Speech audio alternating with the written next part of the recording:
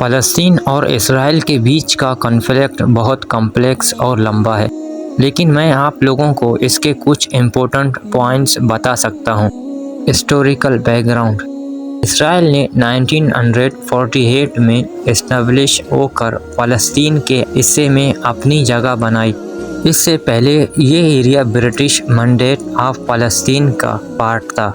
فلسطین کے لوگوں نے اس اسٹیبلشمنٹ کو ایکسیپٹ نہیں کیا اور کنفلکٹ شروع ہو گیا۔ لینڈ ڈسپیوٹس: اسرائیل اور فلسطین کے بیچ کے لینڈ ڈسپیوٹس بہت بڑی وجہ ہے۔ دونوں طرف کے لوگوں کے لیے اپنے اینکسٹرل لینڈز پر حق ہونا بہت امپورٹنٹ ہے۔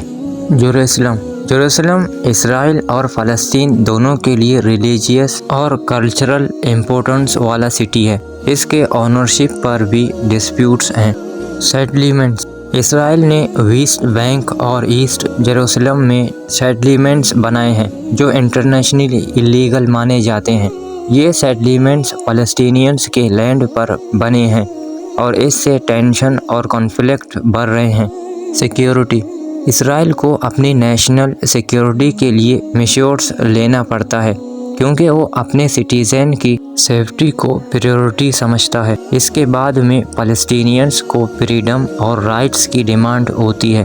پیس پروسیس: بہت سارے ایفرٹس ہوئے ہیں اسرائیل اور فلسطین کے بیچ کے پیس پروسیس کے لیے، جیسے کہ اوسلو اکارڈ، کیمپ ڈیوڈ سمٹ اور ایناپولس کانفرنس، لیکن ابھی تک کوئی پرماننٹ سولوشن نہیں مل پائی ہے۔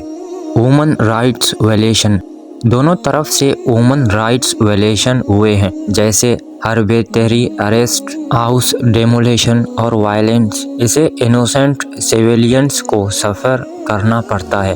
یہ صرف کچھ پوائنٹس اور ہائی لائٹس ہیں اور ایکچولی سچویشن بہت کمپلیکس ہے۔